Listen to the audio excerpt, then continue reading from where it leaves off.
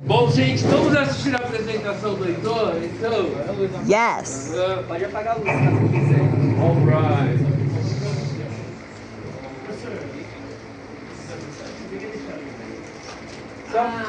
Por que você queria nos fazer? Ah, tá anotando? Então tá. So I was in my room as usual, thinking about what should I do on this presentation. I just kept wandering around everywhere, and I just couldn't contain myself. There are so many things that I could be talking about today. I could be talking about Chico Buarque, one of my favorite artists of all time. I love his music. I love his albums. He's just one of the best to ever do it. I could be talking about Green Fandango. For me, the best writing in any game ever. And there's no The Last of Us compared to Green Fandango. He has the best writing, the best characters. You could be talking about your last life in ancient Greece. That is not very appropriate. I could be talking about MCC Island, my favorite server on Minecraft to play. Legends say that if you see my activity on Discord, after 11 p.m., there's a 50% chance I'm playing on the server. I could talk about Silk Song. I could talk about Hollow Knight, one of my favorite games of all time. Forget the image. I could be talking about Super King 64, that I was formerly a world record. That I lost. I'm not anymore. I need to get back to it, but I don't have the time. I could be talking about Little Shop of Horrors, one of my favorite musicals of all time. It is so much fun, but I know y'all don't really care about that. It's fine, really. So It's over. The presentation is over. I'm going to talk about something else. Let's get back to where we were. Lego Marvel Superheroes, every character, tier list. Yay! Subscribe. So I first gonna talk, a little bit of the rules that I'm going to say about this. First, the rule is the appearance and animation of the character. If I like their appearance, and if the animations are well done, if they are reutilized from other characters, because there's a lot of characters, some animations are from others and they just put it there just to save time, which is normal. Abilities and interaction. Every Lego character has their unique abilities. Some characters have more than others, and some are more useful than others. So that would take into consideration for this tier list. Position on the character roster. This one is kind of interesting because there are like this many characters on here.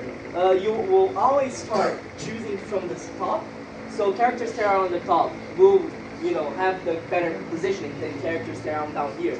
Like, why would I choose a psychic character? Choose him over like Jean Grey that is up here, over Phoenix that is all over Galactus. Why would I do that? Why would I choose the wizard? I will not do this. And the last one is me liking the character. A combination of all four of these rules will put them in the respective place that they deserve in the ranking. So, TV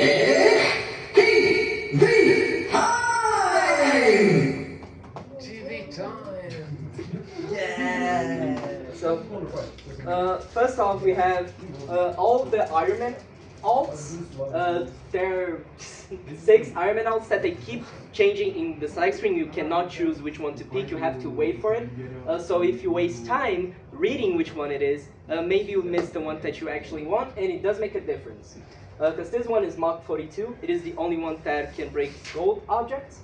So it's obviously the best one. It has more abilities. It can fly. Marco 1 cannot fly, but it does have a really cool design. This one just does nothing cool in particular whatsoever. It's just a normal Iron Man version. This is the Iron Man that you start the game with. He's a very cool character. He's the one that introduces you to the game. There is this one that is just funny looking and I like it. And then these two do nothing. They only have high intelligence because they are basically just Tony Stark. And as I was making this only took like about 10 minutes for 7 characters. Actually, I like two because they all had like the same animations, and I had to wait every single one to see if their AFK one was different. There are 169 characters in the game. Nice. My God, 160. I'm gonna be honest, I was not having fun doing that. It was not a fun activity at all to do. And there was one little thing that kept bothering me. Because, I made that list of rules, that tiny list of rules, to make an objective decision on what the best character was. But, this is as far as I got on my tier list. I only ranked those because I got bored because I had to wait like 4 minutes, play around with them, wait for them to show their AFK animations. A lot of them had the same. How can you memorize so many characters? I mean, I can just see the pictures on the game and then just put it there. But, with them, there's one thing above all that annoys me, and it's this little guy, the Beetle. The Beetle is a C-rank Spider-Man villain. Did anyone know this guy before this presentation? Maybe if you play, maybe you know from the game. Yeah, no one knows the comics of this guy. No one really knows the Beetle, but this was my guy. Oh. Me being as biased as I could only put him up at 4. Because Stan Lee has every single ability. Iceman has the ice powers. I can just kill everyone instantly and just freeze the other player, which is really funny. Phoenix just has like a lot of abilities as well, plus she's a psychic character that can fly. There are so many psychic parkour sections that she just can skip because she flies. They are more powerful than me. And Beetle, he's just an Iron Man clone. He has the same thing as Iron Man. But I love this guy. He is my person. I have 30 plus hours in this game. I can guarantee you, 15 of them, Beetle was there with me. And the other 15 was me playing story mode, that he isn't available. He was just my guy. I just love him so much. Because, Iron Man is a really good character. He has a lot of different abilities that you get used to it. But you have to wait for that goddamn animation to just boop, boop, until you get the Mark 42. Because you want the gold thing. Beetle just has the gold thing by himself. He may be a villain, but the Beetle was my hero. My real Lego Marvel superheroes. And there was no logic in my rules that could explain that. I would be breaking my own set of rules to put him higher, and that made me feel so bored. Was my heart even on it? Did I really even want to do this? Looking back at it, first I had the chess presentation. I don't play chess, I just know the rules, I don't really care about it. I don't know why, I just did this because it was easy. The emos presentation, I'm gonna expose it. It was some slides that Isabel had already done it, and we just translated it into English, the entire thing. Everybody here loves emos. Mainly Igor. Everyone, it was already done. I just translated it. I didn't even really care about emos. The Reddit one, I don't use Reddit. I think Reddit is one of the worst platforms of all time. I really do not care. Oh, we remember when you talked about the Pokemon one. I like VGC and all, but it's not really one of the things I look forward to every day to see them. Let's see what VGC is happening right now. What meta is happening? No, maybe I should have done the Pokemon Smasher Pass. That would have maybe been more fun. You look like a little Pokemon. Yeah. Pokemon is not even on my top 10 games list that I made a long time ago, December of last year. And I mostly keep the same order. Maybe Silksong is now on here instead of Baba is here. And, the last one, the Lego tier list, games, you know. I only really care about the Lego Marvel and the Lego Batman. The other ones are really not my cup of tea. The only ones that I can say I had really a lot of fun on those, and the rest of them I only played mainly as a kid. And then I kind of fell out of it. I don't have that much passion to go back into them. What has P. Diddy to do with all this? It was a tier list of crimes, and I just took the tier list. Right. You know, I like to think myself as, you know, a really creative person. I like to use my creativity to express myself. I like expressing myself a lot. Many of you may have just saw me singing randomly No. a lot of times. Never. I always take the opportunity to sing down there, and me just by myself, with no Alessandra. Would you has to put up with would it you a like lot. to listen to it singing anything? And it's not on the presentation video. You know, there are two main reasons for that. One, I am on the spectrum. Yippee! And two, I just really love singing. I love songs that, you know, really feel like the singer is putting them, is all into it. They're all into it. They just feel like they are just singing their hearts out. And I love that. You know, when a song feels genuine, that's one of the best feelings of all time. And you know, maybe they did that because no one was telling them what to do. And you know, I keep just doing that because I keep trying to say stuff I never can. And I just keep in my mind all day. I just space a lot. That is something that happens a lot. And I do not always want to be like this. I do not want to be like this. I wanted to be able to just be there and do it. But I cannot. So let's talk about Little Shop of Horrors. That is one of the things I wanted to talk. Little Shop of Horrors is a musical, mainly first for theater, then after got a film adaptation, by Alan Menken and Howard Ashman. They made this music for The Little Mermaid, Aladdin, Beauty and the Beast. A lot of musicals people really love and adore. And Little Shop of Horrors goes through the life of Seymour, who is someone that has never had a chance to do anything in life. He lives in the worst place in the city. He works at a little flower shop run by his adoptive parent, Mr. Munchkin. And he really hates his life. He is a meek. He cannot sit up for himself, ever. You know, one of the two characters is Mr. Munchkin, his adopted parent and owner of the flower shop, and Audrey, that is his romantic interest, but she's already dating an abusive boyfriend that is a dentist. Wow. And he cannot even go and tell her to get up, just, you know, get rid of that guy. He sucks. He just cannot do anything for himself until he finds this tiny little plant. And out of his own, you know, taking care of it for some time, out of his own insecurities, he even names it Audrey too. Just because he cannot get over that person at all.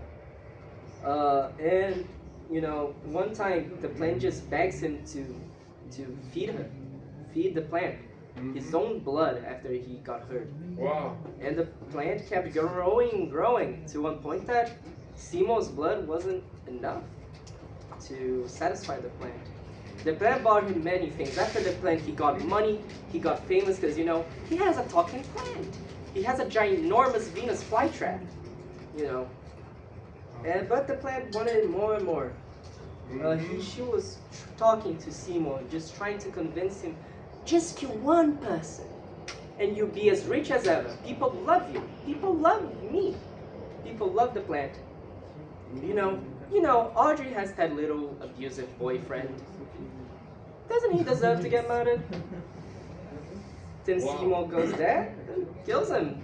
Takes apart every piece of his body and feeds it to the plant. Wow.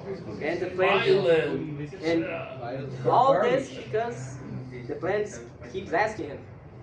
And he doesn't have a backbone to say no and maybe kill the plant because, you know, he has a little bit of murderous intentions. And he keeps doing that. He keeps killing people and giving it to the plant. The Little House of Horror. Little shop. A little shop. You know, it's the flower shop. And he keeps killing. And, you know, the first time his adoptive parent later tells him that he's proud of him. Because for once he's able to, you know, build something for himself. That plant has brought them out of misery. They have the money. They are getting sponsors. People, doing interviews, asking him about the plant. And he's finally getting that attention. But Mr. Munchkin, he gets suspicious of the axe and confronts Seymour because he thinks something going on with the plant. And when he goes to confront Seymour, there's someone that cannot be contained beside not letting Mr. Munchkin destroy their happiness. And the plant kills his parent. The only person, after the first time he told Seymour that he was proud of him, the plant just murders him. The show must go on. And later, he just keeps going. He gets with Audrey after murdering her previous boyfriend. Finally getting his dream, getting all he ever wanted, but the plant demands more and more and more. The plant wants to kill Audrey. And Audrey, on her last breath, says to Seymour that the plant was the thing that gave the most happiness to him. So, let her be fed to the plant. And Seymour goes and does as he wishes. He feeds her into the plant. Have you ever seen the show? Yes, but very long time ago. Okay. I have never. It is very nice. And feeds her into the plant, which he gets really sad over it, but the plant just asks more and more. The plant wants to take over the entire world. It's an alien. It's not really something human. And Seymour, as his last act of trying to finally take control of his life, he goes towards the plant and tries to kill it. He does not know if it will kill him because guns have not been able to fuel the outside part of the plant, so he jumps into the plant's mouth to try to kill him from the inside. Wow. For the first time, he does something that was not told to him to do. And he died doing it. At the end, the plant does take control of the world in Little Shop of Horrors. But that means a lot. I think that says a lot because, Seymour ended up dying because he just kept following orders again and again. He never for once was fully in control of his life, and when he was, it was in his last moments. So maybe I should not be just following my arbitrary rules and just do my tier list based on how I actually feel when I first played Lego Marvel. So this was my final tier list. I put characters based on how much I like them and how much they actually did stuff in the game. Some of the things I'm gonna go through over. The two variants are so far together because this one, the thing has a shirt, and I think that is really too creepy. I don't want to have the thing with a shirt. Thanos really sucks in this game. Iceman is really good. Iceman is one of the best characters. The one on the side is the Lizard. He has one of the best transforming animations. Spider-Man in this game, if you don't know, a little bit of a fun fact. This game inspired Insomniac later to use the Lego games web-slinging animations to animate for them Insomniac Spider-Man. Which everyone says, wow, the web-slinging with Spider-Man is so cool. It was based around the Lego Marvel.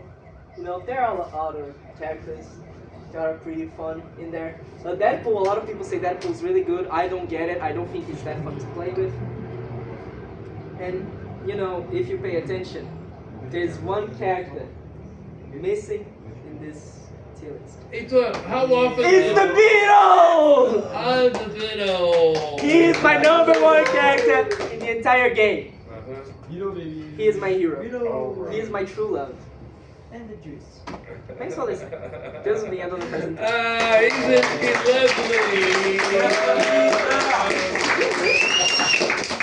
Lovely.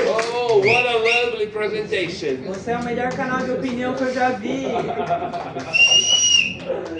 Thank you very much. How often do you play games, Heitor? Every day? Yes.